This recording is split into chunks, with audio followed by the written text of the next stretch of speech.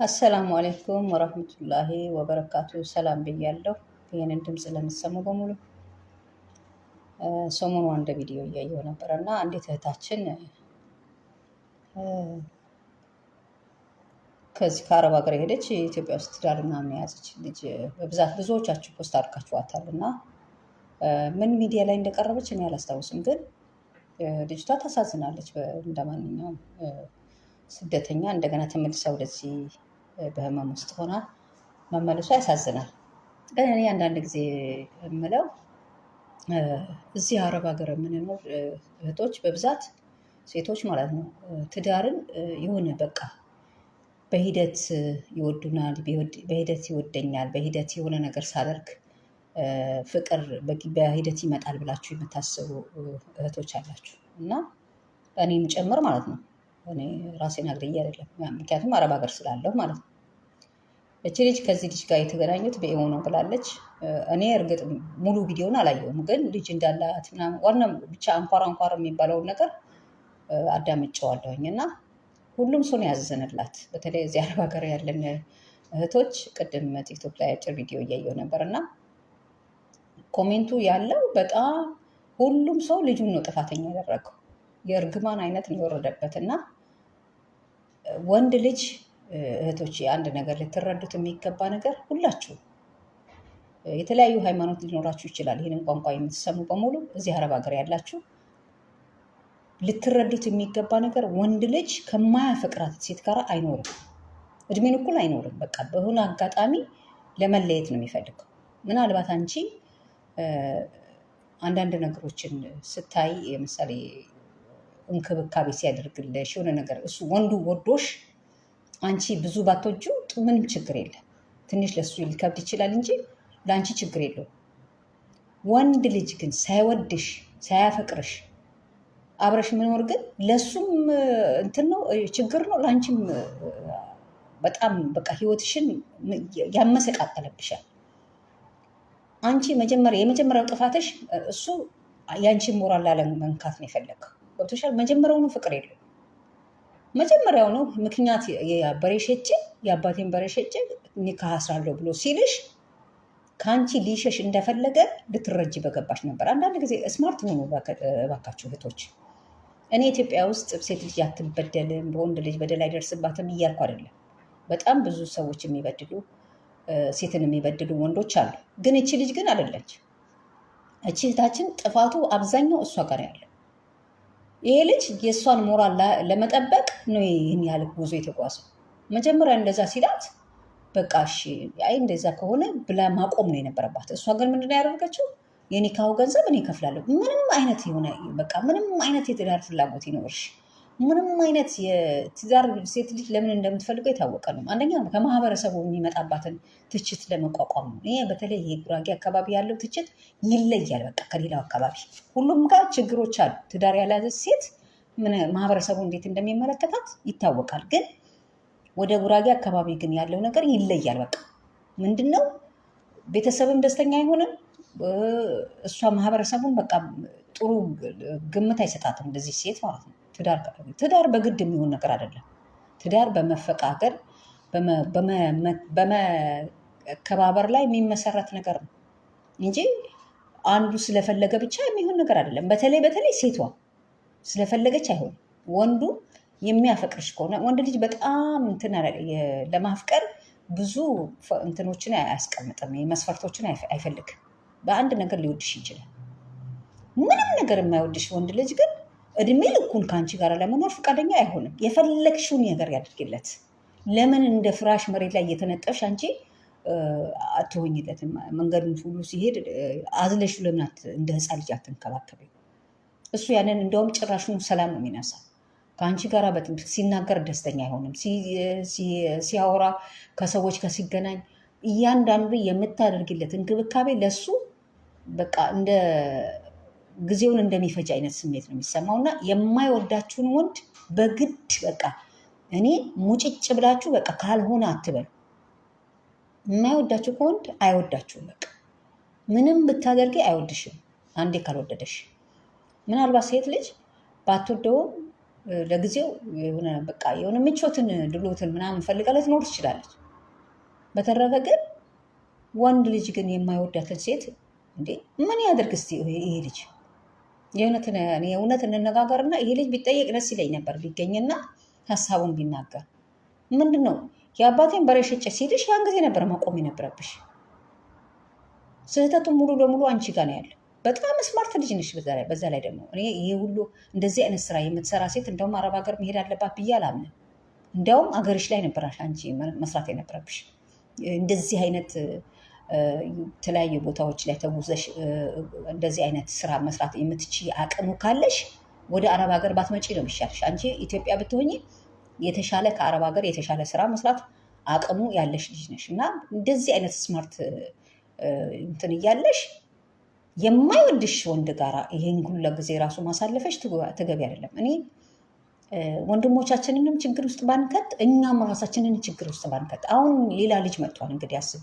ከዛች ልጅ ጋር አብረሽ እየኖርሽ ስራሽን ጥሩ እየሰራሽ ጥሩ የሚወድሽ ሰው ልታገኝ ትችል ነበር። ግን አሁን ራስሽ ነሽ ህይወትሽን ምስቅልቅል ያደረግሽው። ይህን መልእክት ትሰማኛለች ወይም ይደርሳታል ብዬ አይደለም፣ ግን ለሌሎቻችሁም ይሄ ነገር በደንብ ልታስቡበት ይገባል። አንዳንድ ጊዜ በዚህ በሶሻል ሚዲያ ምናምን እንተዋወቃቸውና እኛ ወዲያውኑ ስንተዋወቃቸው እውነተኛ ለትዳር እንፈልጋቸዋለን። እነሱ ደግሞ ዝም ብሎ ጊዜ ለማሳለፍ ሊሆን ይችላል ያንን ነገር የሚያደርጉት። ምክንያቱም ወንድ ልጅ ለትዳር ያስቀመጠውን መስፈርት የምታሟላለትን ሴት ብቻ ነው የሚፈልገው።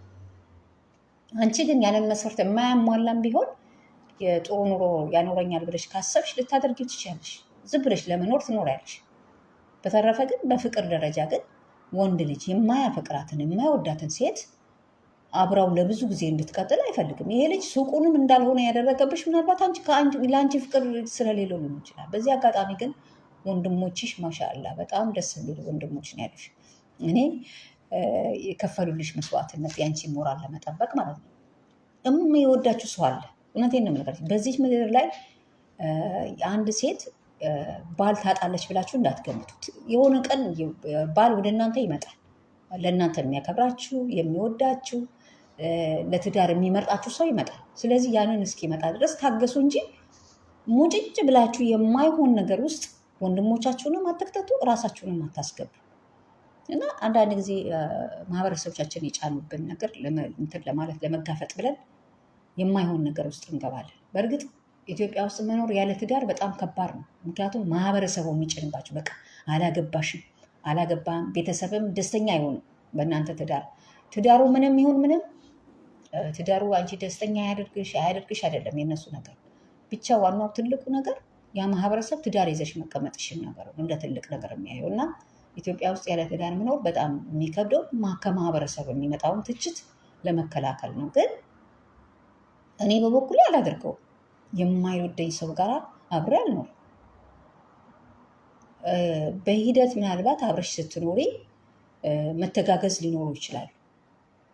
ግን መጀመሪያ መሰረታዊ የሆነውን ነገር መጀመሪያ ኒካህ የሚታሰርበት ገንዘብ የማይችል ሰው ጋር አንቺ ምን ልታደርጊ ነው ከእሱ ጋር ትዳር የምትመሰረችው? እሱ መጀመሪያውንም ከአንቺ የሚርቅበትን ዘዴ ነው ሲፈልግ የነበረው። አንቺን አልወደደሽም፣ በቃ አልወደድኩሽም ሊልሽ ደግሞ የአንቺን ሞራል የሚነካ ስለመሰለው እኔ እውነት አንዳንድ ወንድሞች በጣም ያሳዝኑኛል። የእውነት ነው የምነግራቸው። በትዳር ዓለም ውስጥ ራሱ ሲኖሩ እኔ ብተዋት ምን ትሆናለች ብለው የሚሉ ወንድሞች አሉ። እኔ በተለይ በሙስሊሙ ማህበር ወንድሞች የሙስሊም ወንድሞች ለየት ይላሉ። በቃ ለየት ትላላችሁ እናንተ። እውነት እኔ ያሽቃበጥክሽ ነው ምናምን እንዳትሉኝ በፈጠራችሁ። እና እኔ አንዳንድ ወንድሞች በቃ ህይወታቸውን በሙሉ የሚኖሩ አሉ ከማይወዷት ሴት ጋር ለእሱ አዝነውላት ማለት ነው በምታደርግላቸው በቃ እንደዚህ እየተንከባከበችኝ ብተዋት ምን ያህል እሷ ትሰበራለች። የእሱን እንክብካቤ አይደለም የሚያየው። እንደዚህ የሆነች እንዴት ነው እኔ ምተዋት? ምክንያቱም እኔ ብተዋት ምን ትሆናለች? በቃ ትሰበራለች፣ ታዝናለች፣ ትጎዳለች ብለው እድሜያቸውን በሙሉ የሚኖሩ ወንዶች አሉ። ስለዚህ እንደዚህ አይነት ችግር ውስጥ አትክተቱ ወንድሞቻቸው። በቃ የሚወድሽ ከሆነ ሁሉንም መስዋዕትነት ከፍሎ የፈለገውን ነገር ከፍሎ ነው አንቺን የሚያገባሽ የሚወድሽ ከሆነ።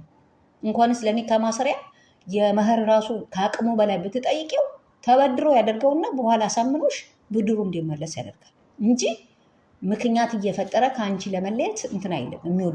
የሚወድሽ ከሆነ ወንድ ልጅ ማንኛውንም መስዋዕትነት ከፍለው የአንቺ ሊያደርግሽ ጥረት ያደርጋል። የማይወድሽ ከሆነ ደግሞ ማንኛውንም መስዋዕትነት ከፍለው ከአንቺ ለመራቅ ጥረት ያደርጋል። ስለዚህ እኔ የልጁ ጥፋት አልታየኝም ምንም ነገር። አንቺ እንደዚህ አይነት ስማርት ልጆች፣ እንደዚህ አይነት ንግድ ላይ ፐርፌክት የሆናችሁ ልጆች እንደውም አረብ ሀገር ባትመጡ ነው የሚሻላችሁ። ምክንያቱም አረብ ሀገር ጉልበትን ከመጨረስ ውጭ ሌላ ምንድን ነው ጠቀሜታው? ከቦታ ቦታ እንደዚህ አይነት ስራ መስራት የምትችሉ ከሆነ አንቺ ጥሩ እድልሽን ያበላሽሽው። በቃ በራስሽ እጅ ማለት ነው። እቺ ልጅ በራሷ እጅ ነው እውነት እድሏን ያበላሸችው። በቃ ያላትን ገንዘብ ይዛ ሄዳ ስራዋን እየሰራች ልጇን እያሳደገች ብትኖር ኖሮ በጣም ጥሩ የሆነ የሚወዳት የሚያከብራት ወንድ ታገኝ ነበር በሂደት። ግን አሁን እሱ ወንድሟንም ችግር ውስጥ ከታ እንደገና ሌላ ልጅ አምጥታ ይህም ልጅ ያለ እናትና ያለ አባት ፍቅር። እኔ ወንድ ልጅን በግድ ይሄ ገንዘብ ስላለኝ ይዘዋለሁ ብላችሁ የምታስቡ እህቶች እውነቴን ነው ከራሳችሁ ጋር አሁኑ። ወንድ ልጅ በገንዘብ በምንም ነገር አትይዙትም። በምንም ነገር ለጊዜው ለችግሩ እንትን ሊል ይችላል፣ ዝም ሊል ይችላል። ግን አብሮሽ አይኖሩም እስከ መጨረሻ። ትዳር ሲመሰረት ለምሳሌ 30 ዓመት 40 ዓመት 50 ዓመት አላህ እድሜ ከሰጠሽ ልትኖር ይችላልሽ። ከእንደዚህ አይነት ሰው ጋር ስትኖር የማትወጁ ሰው ጋር የማይወዱሽ ሰው ጋር እንዴት ነው ትዳር የሚመሰረት? ትዳር ሊከበር የሚገባው ነገር መሆኑ የታወቀ ነገር ነው። ግን በግድ የሚሆን ነገር አይደለም። በቃ በግድ ይህ ልጅ በግድ ነው የተያዘው ከመጀመሪያ እስከ መጨረሻው። እና አንዳንድ እህቶች ከዚች ልጅ በጣም ብዙ ነገር መማር አለባቸው። ትዳር ደስ የሚል ነገር ነው፣ አዎ። ግን በገንዘብ ኃይል በሆነ በመልክ ኃይል ምናምን የምናመጣው አይምስላችሁ።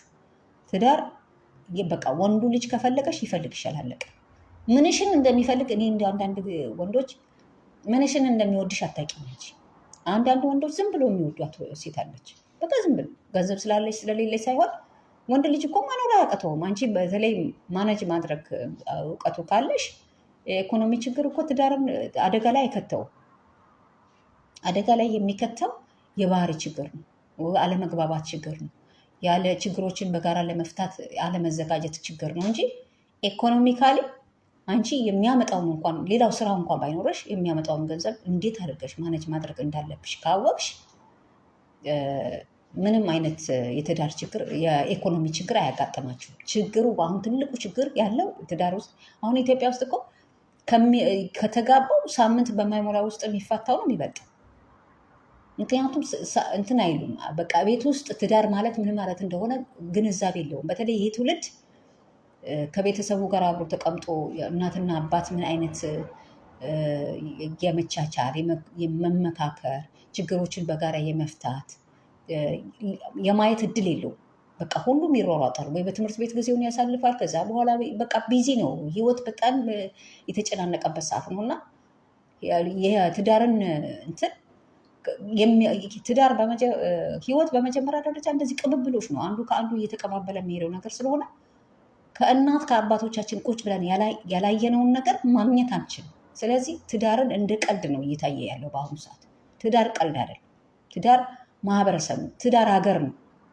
ይህንን ትልቅ የሆነ ተቋም እንደ ቀልድ መስርቶ እንደ ቀልድ ማፍረስ ተገቢ አይደለም እና አንዳንድ እህቶች ቆም ብላችሁ እንድታስቡ ያደርጋችኋል። እንደዚህ አይነት ታሪኮች ወጥተው ስታዩ ስትሰሙ ወደ እናንተ አምጥታችሁት እኔ ቢሆን እኔ ምን ማድረግ ነው ያለብኝ? በአሁኑ ሰዓት እንደዚህ አይነት የምታደርጉ እህቶች አላችሁ። በተለያዩ ሶሻል ሚዲያ ትተዋወቃላችሁ። ከዛ በኋላ አለቅም ሙጭጭ።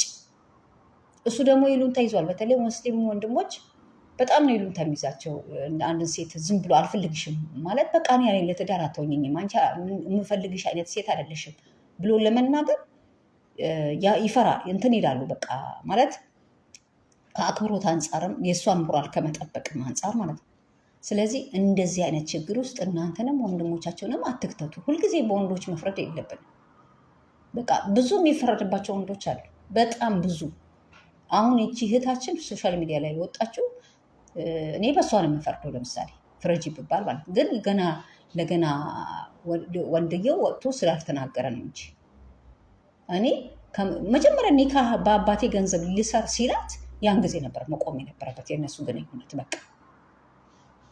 እና አሁንም ቢሆን ራሳችሁን ቆም ብላችሁ ትዳርን ልትመሰርቱበት ያሰባችሁበትን መንገድ በደንብ ቆማ ብላችሁ። ይሄ በተለይ ይሄ ትኩረት ሊሰጠው የሚገባ ነገር ነው። የሃይማኖት ሰዎችም የሀገር ሽማግሌዎችም እውነት ሀገራችንን እያጠፋ ያለ ነገር ነው። ይሄ ትዳርን እንደ ቀልድ እንደ ጨዋታ ማየት እኔ እውነት ትኩረት ሊደረግበት ይገባል።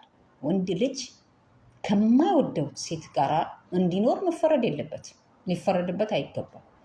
እና አንቺ እንደዛ ነው የፈረድሽበት። በቃ ባይወደኝም እኔ ስለምወደው እኔ ስለምንከባከበው እኔ የሚያስፈልገውን ነገር ስለማደርግለት መኖር አለበት። እንደዚህ አይነት አይደለም ወንድ ልጅ። አንቺ ልትኖር ሴቶች ልንኖር እንችላለን። ምናልባት ነው ለዛው። እኔ በበኩል አልኖርም፣ ከማልወደው ሰው ጋር አልኖርም። የፈለገው ነገር ለምን አይቀርም?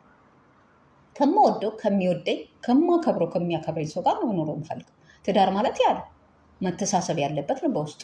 ዝም ብሎ የአንዱ ብቻ ክብር፣ የአንዱ ብቻ ውዴታ፣ የአንዱ ብቻ ፍቅር ቤትን ሁለት ታዲያ ምንም ትዳር ሆኖ ይሄ ነው። እና ሁልጊዜ በዚህ በሶሻል ሚዲያ ላይ የምትተዋወቁ ልጆች ኒካህ ለማሰር ትጣደፋላችሁ። አብዛኛው ጊዜ ኒካህ ለማሰር የምትጠዳደፉት ሴቶች ናቸው። በቃ ኒካህ ብቻ ይታሰርልኝ። ከዛስ በኋላ ወንድሞቿ ደግሞ የሌሉ ማሻአላ እንደዚህ አይነት ወንድሞች በጣም ደስ ይላሉ። እና የአንቺን ሞራል ለመጠበቅ ሁሉ ነው በቃ የተሯሯጠውና በጣም የሚመች ልጅ ነው። ትዳሩን ይባርክለት። አንቺም የተሻለ ሰው ይስጥሽ። እንደዚህ አይነት ተሯሩጦ የሚሰራ ሰው ከሀገሩ ባይወጣ የተሻለ ነው። እንደው አሁኑ ሰዓት ስደቱ በጣም የሚያሳዝን ደረጃ ላይ ደርሷል። አንድ ልጅ ጋር ከትላንትና ወዲያ እንደዚህ እያወራን ነበር እና የሆነ አካባቢ በቃ ማንም ሰው የለም ነው የተባለ። በቃ ወጣቱ እንዳለ ሄዶ ልጆቻቸውን ለእናቶቻቸውና ለአባቶቻቸው ለሽማግሌ እናትና አባት ተሰጥቶ ሽማግሌ እናትና አባት እንክብካቤ በሚያስፈልጋቸው ሰዓት ልጆች የተወለዱ ህፃናቶችን ለቤተሰቦቻቸው ሰጥታቸው የምትመጡ ስንቶቻቸው ናቸው? የሆነ አካባቢ በቃ ወጣት የሚባል ነገር የለም፣ ባዶ ነው ያለው ያለችኝ። እና ይሄ የስደት ጉዳይ በጣም ከባድ ደረጃ ላይ ደርሰዋል። በቃ በአሁኑ ሰዓት ሳሩም ቅጠሉም እየተሰደደ ነው ያለው። በቃ በእድሜ ያልገፋ ሰው እየወጣ ነው ያለው። ህፃናትና ትምህርት ቤት፣ ድሮ ትምህርት ቤት ሰው ይታይበት ነበር። አሁን ትምህርት ቤት ራሱ በቃ በጣም ትንንሽ ከ6 ዓመት ከ7 ዓመት በታች ከዛ በላይ ያሉት እንዳለ ስደት እየወጡ ነው እየተባለ ያለው። እና ይሄ ስደት ጉዳይ ምንም መፍትሄ ያለውም ነገር አይመስልም። ለማንኛውም ሀገራችንን ሰላም ያደርግልን አላህ። ያለው ሁኔታ ሱዳን እየተፈጠረ ያለው ነገር በጣም ልብ የሚሰብር ነው። የዛ አካባቢ ችግሮች ያው ለኢትዮጵያም ከባድ ነው የሚሆነው። ምክንያቱም የሱዳን ስደተኛ ወደ ኢትዮጵያ፣ ሱዳን በጣም የምታሳዝን ሀገር ናት። እውነት ለኢትዮጵያውያኖች ልክ እንደ ሀገራችን ነበር የምናያት። እኔ አንድ ጊዜ ወደዛ ነበርኩኝና ልክ እንደ ሀገራችን፣ ልክ እንደ ቤታችን ማንንም በሃይማኖትም በብሔርም በምንም እንትን ሳንል በቃ በጋራ ተፋቅረን የምንኖርባት ሀገር ነበረች ሱዳን ሀገር። ሰላም ያደርግላቸው፣ ሰላም ያወርድላቸው። እና በጣም ያስፈራል ለዛ አካባቢ ያለው ነገር እና ለስደት ያለልን ጉጉት ነው የሚያሳየው እንጂ እንደዚች አይነት ተሯሩጦ መስራት የሚችል ሰው ከሀገሩ ባይወጣ ነበር የሚሻለው። እና ይህንን ሀሳብ ሼር ለማድረግ ፈልጌ ነው። በተረፈ ግን የተናገርኩት ነገር ብዙዎች እህቶቻችን ላያስደስት እንደሚችል አስባለሁኝ።